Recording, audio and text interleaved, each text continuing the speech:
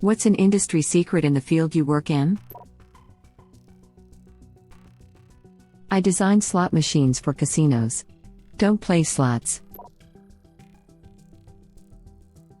Managed boarding and grooming kennels for 8 years. The secret is that the employees actually do love your pets too. Even the difficult ones, most of us realize they just miss their people. The number of times I've wept when a pet died, or spent way too many hours comforting a dog with separation anxiety, or spent hours off the clock with a boarder who needed to be rushed to a vet office, wouldn't trade it for the world. Some pets just suck though, not going to lie. I'm a server. No matter how much we insist it's okay that you are keeping the entire restaurant open after we've closed, please know we are 100% lying. We will get fired if we deviate from anything other than pure delight that you are keeping us from going home. We dread it. Please don't believe us. I'm an attorney. The secret is shut the F up. Think like a fish. It's much harder to get caught if you don't open your mouth. Vodka is really, really, really cheap to make. The glass bottle costs more than the juice. I used to work in jewelry. Most of the prettiest gemstones are also very affordable. Tanzanite is a beautiful purple and looks nicer than amethyst. Topaz comes in lots of colors, including a pretty blue color which can be as nice as aquamarine. Opals aren't as brightly rainbow-hued as they look in pictures. Almost every hairstylist gets the heebie-jeebies when we shampoo your hair and you just stare up at us. Close your damn eyes at the shampoo bowl.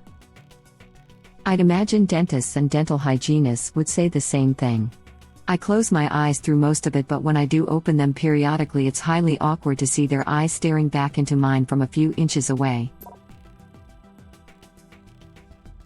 Used to screen resumes for small companies. Job requirements are more of a wish list situation. Never let some unchecked boxes deter you from applying. You have no idea what the applicant pool is like. The biggest boon, especially at small companies, is someone who legitimately cares. My company once put out a job vacancy for a position that would assist me in my job. Looking purely at the job requirements, I did not feel that I was appropriate to assist myself in a job I've been doing for 2 years.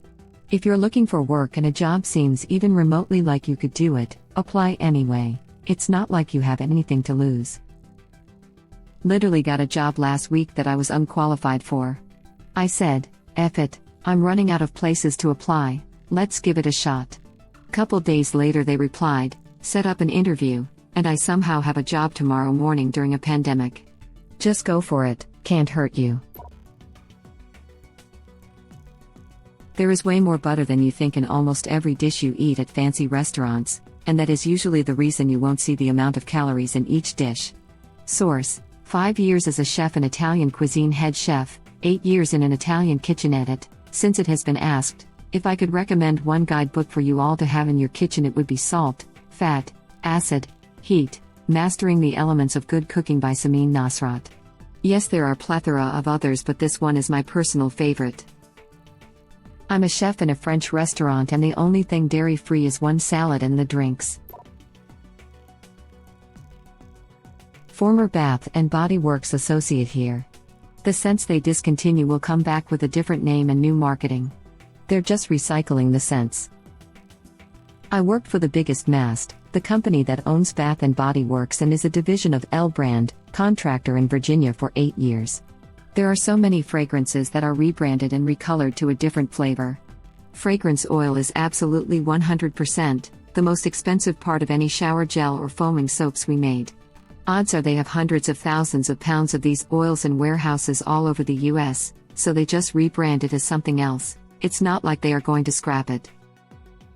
Also, all this crap you see on the labels of shower gels and foaming soaps that say enriched with vitamin E or contains aloe vera extract is complete absolute effing bullcrap. We made our batches in sizes of 40,000 pounds. In a 40k pound batch, you had about 2 ounces of vitamin E you would add to the batch, and barely enough aloe extracts to even get it out of the effing cup to add it to the batch. They add the absolute bare minimum to have it on the label, as required by FDA. Foaming soaps are also about 65% water, so they make an absolute killing selling them. Save the foaming soap containers. When they run out, you fill it a third of the way with gel soap, the rest with water, then gently turn back and forth to incorporate. Voila, new foaming soap. Some therapists/counselors are on the wrong side of the couch, so to speak. If you feel your mental health provider is unhinged, they may very well be. A family member tried to break up with his long-term girlfriend who was a therapist. I was shocked at her absolutely unhinged behavior, which included but was not limited to her taking his childhood teddy bear, chopping it up with garden shears, and piling it up on his bed with the note, "This is what you are doing to my heart," stabbed into it with a steak knife. At Goodwill, 50% of what you donate ends up in the trash because we don't have the space for it or we just deem it too ugly. Our local thrift store has a semi-trailer-sized dumpster behind it. They fill it every couple of weeks because most of the crap people donate was garbage to start with. They just didn't have anywhere else to dump it, so they donated it. If you're someone who purchases bulk nuts, grains, etc., just know that those bins are probably rarely cleaned, and even when they are cleaned, odds are they were just rinsed out/wiped down to look clean. I used to be a bulk buyer at Whole Foods Market, and when I took over, our bulk department had no cleaning logs or sanitizing procedure. The bins had moth/insect colonies and mold in them. Our store was open nearly 5 years prior. Oh no. The cheapest bottle of wine in the restaurant has the biggest markup. And your $6 glass of sangria might actually just be box wine with some fruit in it. You'd be surprised how willingly someone will do their job and even go above and beyond if you just compliment them for their professionalism, politeness, and how they are helping them. Edit. Thank you all. As a cashier, I am not even ashamed to admit that I will do more for you if you tell me I'm being helpful. Not an industry I work in per se, but I used to be in a sales role. One of my customers was a milk bottling plant. I was somewhat surprised that they were putting the exact same milk in both organic and non-organic cartons. Turns out all of their milk is organic, but in order to not miss out on the sales of non-organic milk, they just bottle them differently and sell them at different prices. This one is both startling and interesting. Construction boy here. If your windows or sliding doors are tough to open and close, 9 times out of 10, we put your own dish soap on tracks and the thing works perfectly. It takes 5 minutes and we charge $150. Dish soap people, it's better than WD-40 sometimes. Literally not 5 minutes ago I was closing the slider in my bedroom thinking it's time I finally look up solutions to make this thing glide easier. So I hopped on the internet, naturally got distracted by Reddit first, and now here we are. So serendipitous. Amusement park ride operator here. If your kid is crying and you want us to stop the ride, even if we want to, it's not going to stop immediately. The carousel will spin a few more circles or the ship will swing a few more times before stopping. The only exceptions is the emergency stop, which will absolutely F up the ride for a while if we press it. Hence we only use it in actual life-threatening situations. The best thing you can do is try to get your kid to calm down as the ride comes to a stop, and no, yelling "stop the ride" at us does not make it stop any faster. True, I believe it is called physics. Nobody uses bots to inflate metrics more than the most major players in the entertainment industry. All the numbers are fake, including sales. It costs about $200,000 to put your own book on the top of the New York Times bestseller list. All you have to do is buy a lot of copies yourself. And if that bestseller status helps you sell more books, you can make that $200,000 back by selling the big stock of books you've collected. If in doubt, lubricate. I'm a machinist. If in doubt, tighten all the screws and bolts. I maintain heavy machinery. I'm a teacher. If you as a parent will read with your child often and early, your child will thrive in school. I'm talking daily books read together from newborn to about 3rd grade. Every single day. No teacher can replace that. Edit. I thought we would all understand that there are always exceptions such as dyslexia and learning disabilities. So here's another industry secret: your child will not always fit the school model. Teachers know that. And that's okay. We are all just people after all. Peace. Knowing how to research the answer to a question is at least as or even more useful than knowing the answer to begin with. I made a living in IT for a decade with that mindset. I don't know any programming languages, but I know how to translate. It's worked so far. I'm the receptionist for an IT company. Being able to translate the whole system has gone fluid to steps like, "Are there any error messages? And what were you doing when this happened?" is a pretty needed skill. Note: if you are not tech savvy, and your computer has an error code, take a picture with your phone or write it down. It's extremely helpful. If you don't have tech help on standby, you can often Google it and see what the problem is. Before that, I worked phones at a hardware store. It's surprisingly similar advice. Take pictures, especially any codes on hardware pieces. At Goodwill, we don't clean anything that we sell, and we get some really gross stuff that touches everything else, so next time you buy something from Goodwill, wash it well. Then why does it all smell that same distinctive chemical smell? Do you douse it with something?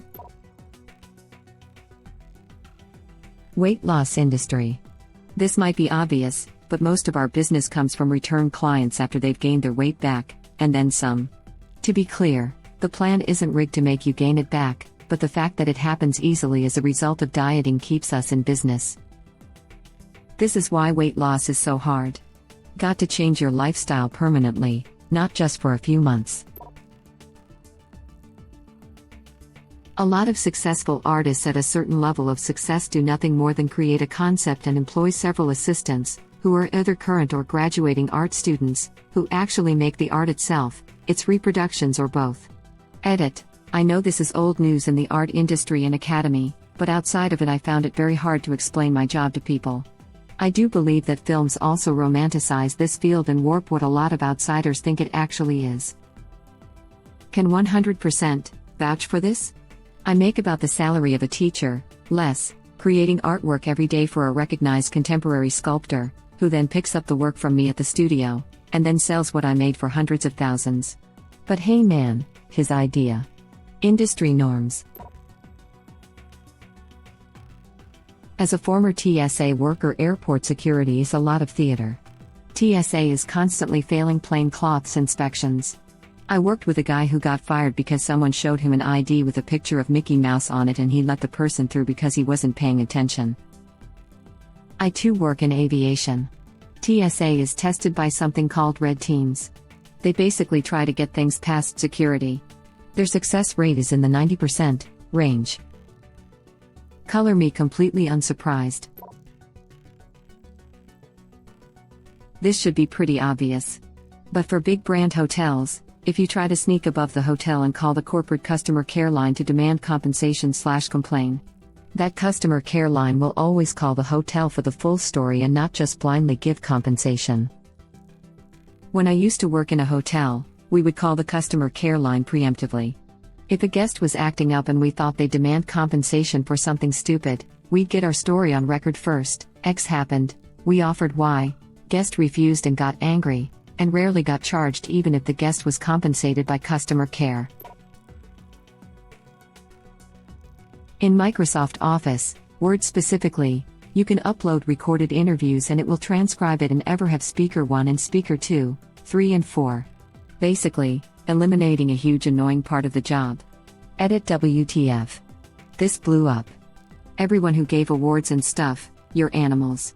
I love you all. Okay, adding this edit. Haha. You do need to be subscribed to Office. Then when in Word, there is a dictate button. If you click it, dictate and transcribe should pop up. Click transcribe.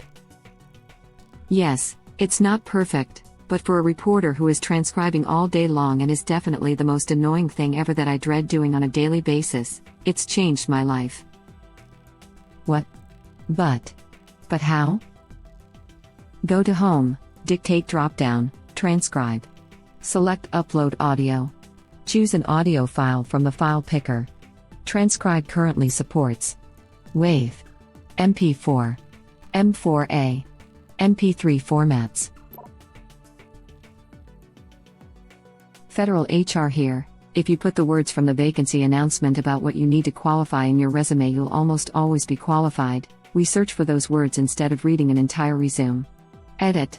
Let me clarify that we, or at least I do and those I train, will continue to scan the resume for similar experience/words and not discount the entire resume immediately. After over 10 years of working for HR, you learn what you're looking for and how to do it. Some are easier than others. I know of some HR folks who totally just say non-qualified if it's not exact. I wonder if companies with hundreds of resumes would get better hires from taking 50 and reading them carefully rather than putting 500 through an automated process. Well, first of all, what you do is take half the pile and throw it in the trash. You don't want unlucky people working for you anyway. I'm a musician. It's not really a secret, but 90% of our revenue is from merch. Spotify plays, show guarantees, etc. Everything is menial in comparison to shirt sales. In fact, a big reason bands tour as often as possible is because we can sell more shirts when we're in front of people. Edit. Thanks for the love, guys. How is it now? I've been looking at some merch for kind of lesser known bands that I really like, and they have their online stores open, but I'm afraid the shipping is not making it worth it for them. As a beginner counselor, I worked with a lot of children and adolescents. Consistently, the discussion with my colleagues was how it was the parents who were the biggest problem and the kids were just adapting to a crazy environment. Oftentimes I wonder how a patient got to be a certain way, and then I meet their parents. My psychiatrist. Word. I see a therapist every other week and basically he says that my parents did a decent job, but F things up about 20% of the time. I see this often enough working in schools. The child moves out of their parents' home to go live with relatives, etc., and the moody, disruptive kid becomes a model student. It's like flicking on a light switch. Sometimes it really is the parents, unfortunately. As an MSW student who worked with kids for 5 years, I tell everyone who wants to work with kids that they better be prepared to work with parents. Mostly, any behaviors or patterns that you instill as a professional are just going to be overridden the second they return home if the parents aren't also on board. Thank you for watching. Please subscribe to be the first to know about Red Rabbit Reader's new videos. If you like our videos, please like them on YouTube and share them with your friends. We welcome your comments below. Press to start another of our videos.